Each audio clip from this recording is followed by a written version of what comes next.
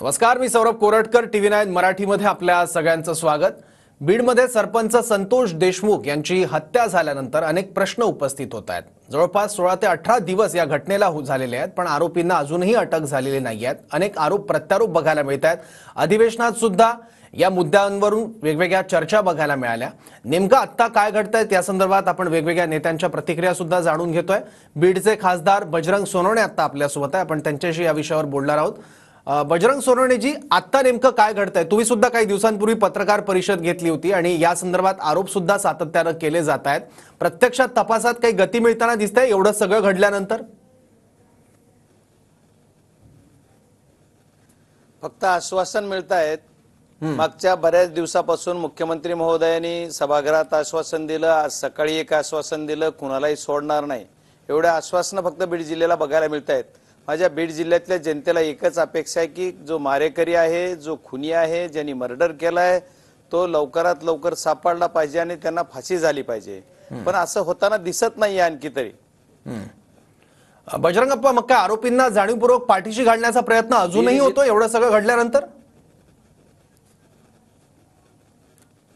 आता मुख्यमंत्री महोदयांनी खूप ठोक निर्णय घेतला आणि त्यांनी खूप चांगलं पाऊल उचललं असं आम्हाला वाटलं होतं। बऱ्याच सर्वांनी ताकदीनं त्यांच्या सोबत राहायचं आणि आपण मारेकऱ्यांना अटक करायची असं त्यांचं एक ब्रीद वाक्य सभागृहात दिसलं गेलं। पण आणखी तरी तसं काही दिसत नाहीये। कारण त्याचं कारण असं आहे की आज तागायत सुद्धा आरोपी जे पहिले ज्या दिवशी मुख्यमंत्र्यांनी घोषणा केली त्या दिवशी जेवढे अटक होते तेवढेच अटक आहेत, त्याच्यापेक्षा पुढचा एकही अटक झालेला नाहीये। मग हे का होतंय? बीड जिल्ह्यामधल्या पोलीस यंत्रणेला फक्त मोबाईलचे CDR काढा। मी माझी पत्रकार परिषद घेतली त्या दिवशी सांगितलं, पहिल्या दिवसापासून सांगतोय, जे आरोपी आहेत, ज्यांच्याकडे जनतेचा रोख आहे, जे काय तुम्ही मास्टर माइंड आहेत असं जनता म्हणते, आम्ही म्हणतोय, सर्वजण म्हणतात, त्या या सर्वांचा कमीत कमी CDR काढा।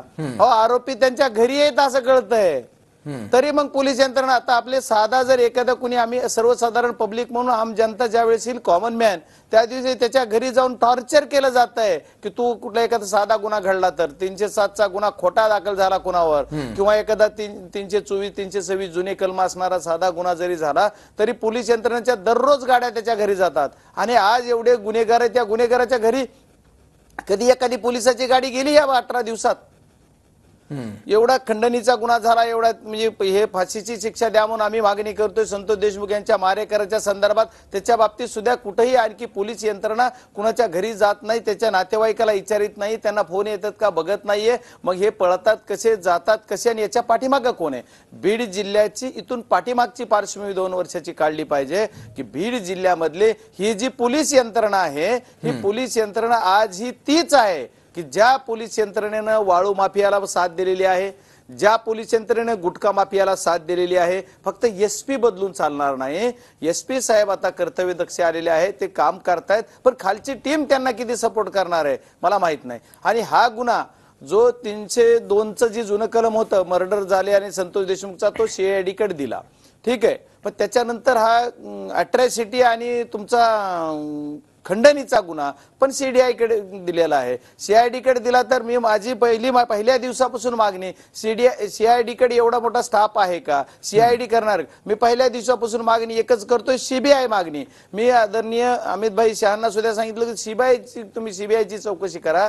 CBIची जर चौकशी झाली गेली तर दूध का दूध और पाणी का पाणी लवकरात लवकर होईल। आता प्रत्येक जण म्हणतात आम्ही फास्ट ट्रॅकवर लढणार, असा वकील घेणार, असंही करणार। अरे फास्ट ट्रॅकवर तर घेतलाच पाहिजे, पण फास्ट ट्रॅकवर अगोदर कमीत कमी तपास करा, ते मारेकरी पकडा। मारेकरी सापडत नाहीये आणि काय फास्ट ट्रॅक? 18 दिवस जर तुम्हाला मारेकरी सापडत नाहीत तर मग तुम्ही फास्ट ट्रॅकवर काय घेणार, हा सुद्धा प्रश्न आहे। आणि माझा बीड जिल्ह्यातल्या सर्व जनतेच्या वतीनं, एक बीड जिल्ह्याचा खासदार या नात्यानं आदरणीय मुख्यमंत्री महोदयाला विनंती आहे की आदरणीय मुख्यमंत्री महोदय, तुम्ही प्रत्येक वेळेस स्टेटमेंट करताय की आम्ही पकडणार, कठोर कारवाई करणार आहे, तुमचं कौतुक आहे, मी तुमचं अभिनंदनही करतो, तुम्ही तसं दिलेला शब्द पाळणारे आहात असं म्हणलं जात आहे, मला माहित नाही। पण बीडच्या बाबतीत मी जे बघतोय ते आणखी तुम्हाला सर्व काही घटनाक्रम जर बघायच्या झाल्या तर याचा सर्वांशी लिंक आहे आणि या लिंक मध्ये तुम्हाला खोलात जायला पोलीस यंत्रणेला काहीच लागत नाही। गृह खात्याने जर ठरवलं तर बडे लोक 1 दिवसात सिलेंडर होतात।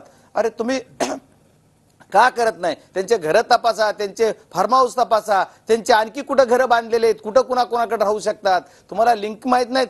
आता सीडीआर काढून तुम्ही आता परवा ते आमचे आमदार इथले कुठले तरी त्यांच्या मामांची हत्या झाली, त्याचे सगळे सीडीआर काढून तुम्ही परवाच वाघ फॅमिलीचं आता काढलं सगळं. हे एवढ्या लवकर सापडलं गेलं, आमचे का सापडत नाहीत बीडचे? त्याचं कारण काय आहे?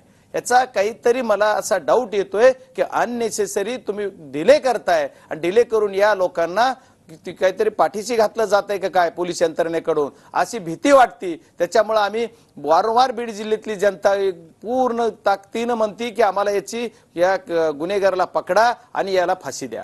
त्याच्यावर उद्रेक म्हणून बीड जिल्ह्यातली जनता उद्याच्याला मोर्चा काढती. अरे आम्हाला असं वाटलं होतं की मोर्चा काढायच्या ह्याचे ते जर तुम्ही आदल्या दिवशी पर्यंत तरी काहीतरी पळापळी कराल. फक्त एक CIDची टीम काल केजला येऊन गेली असं कळतंय. आता ठीक आहे, तो त्यांचा तपासाचा भाग आहे, त्यांनी काही कोणाला कळवाय पाहिजे किंवा निमंत्रण द्यायला पाहिजे असं नाही. त्यांचा भाग आहे, त्यांनी करतात, त्यांचं कौतुक आहे, मला त्याच्यावर काही बोलायचं नाहीये.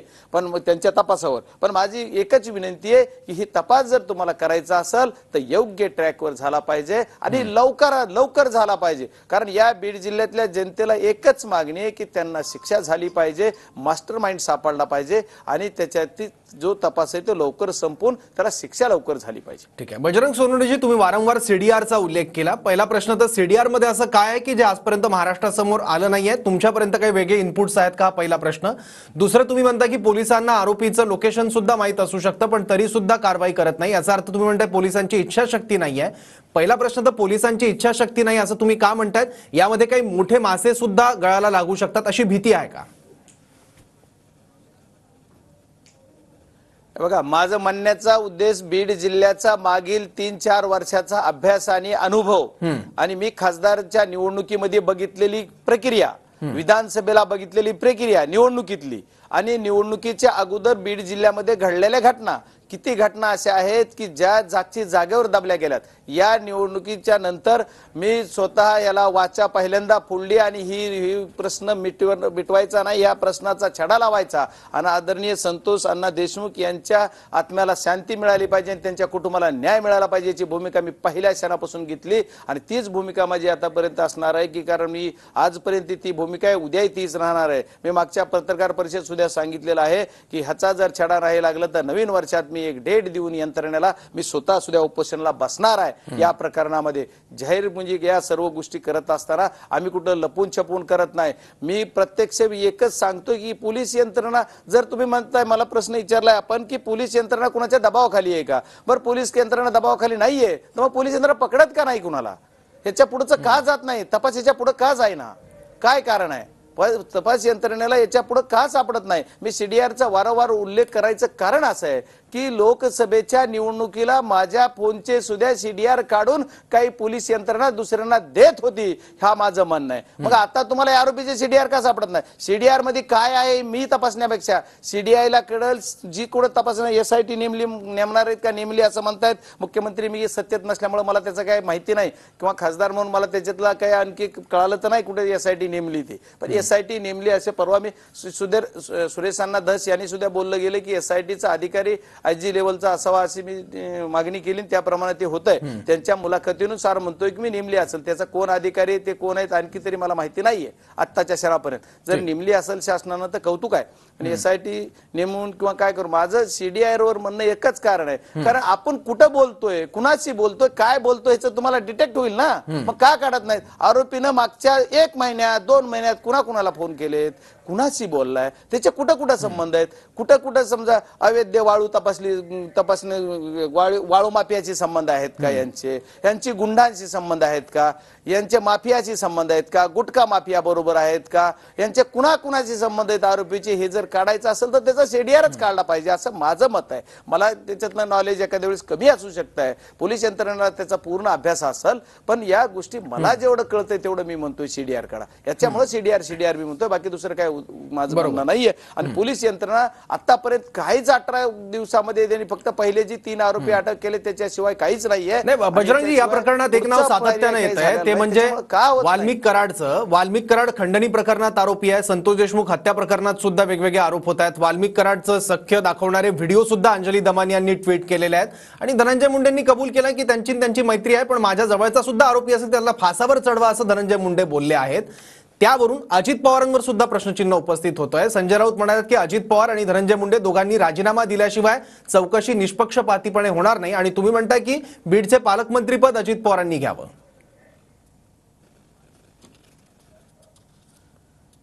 हो, माझं म्हणणं असं आहे की अजितदादा स्वतः ज्या राष्ट्रवादी काँग्रेस पक्षाचे प्रमुख आहेत, तर ते आज सत्तेत आहेत आणि त्यांचा क्रायटेरिया पालकमंत्री महोदयाचा काय आहे मला माहित नाहीये. पालकमंत्री कशा निकषावर ते देणार, त्यांच्या पक्षाचा, त्यांचा तिन्ही पक्षाचा तो मुख्यमंत्री आणि उपमुख्यमंत्री किंवा त्यांच्या पक्षाचा तो विषय, तो माझ्या पक्षाचा विषय नाहीये. पण मी म्हणण्याचा उद्देश माझा अजितदादांनी का घ्यावा म्हणलं मी, कारण जर समजा असं मी ऐकलं होतं की ज्यांचे जास्त आमदार आहेत त्यांना पालकमंत्री पद मिळणार आहे. मग समजा जर तसं असेल तर यांचे 3 आमदार बीड जिल्ह्यामध्ये आलेले आहेत, त्याच्यामुळे जर पालकमंत्री पद राष्ट्रवादी काँग्रेसच्या कुठल्या एखाद्या मंत्र्याला द्यायचं असेल तर स्वतः अजितदादांनी जर घेतलं तर अजितदादांना सुद्धा कळल की या बीड जिल्ह्यामध्ये काय काय घडलंय. अजितदादांनी जे सगळे लोक ज्यांना बळ दिलंय ते लोक काय काय उद्योग करतात बीड जिल्ह्यात, ही जर काढायचं असेल तर अजितदादाला पालकमंत्री घेतल्यावर कळल ना. म्हणजे अजितदादा खूप स्वतः ठोस निर्णय घेणारे, धाडसी निर्णय घेणारे असे नेते आहेत असं म्हणलं जात आहे. तर मग आदरणीय दादांनी स्वतः जर पालकमंत्री घेतलं तर दादांना कळल की यांच्याच घरात काय चाललंय, कशामुळे लोक बाहेर गेलेत, कोण कुठे गेले, कशामुळे काय झालं, ह्याचा तपास लागेल. बरोबर आहे. त्यामुळे एक तर जे गुन्हे आता गेल्या काही दिवसात घडलेत त्याच्या मुळाशी जाऊन कारवाई होणं अपेक्षित आहे, आणि कुठलं नेक्सस राजकीय नेत्यांपर्यंत सुद्धा जात असेल तर ते सुद्धा उद्ध्वस्त करणं अपेक्षित आहे. त्या दिशेनं सुद्धा पोलीस यंत्रणा काही तपास करतात काय बघावं लागेल. बजरंग सोनवणेजी धन्यवाद, आपण TV9 सोबत या सगळ्या प्रकरणाबद्दल संवाद साधला त्याबद्दल. तर तपासाला जाणीवपूर्वक उशीर केला जातोय असा आरोप बजरंग सोनवणेंनी केलाय. तपासाला जाणीवपूर्वक उशीर केला जातोय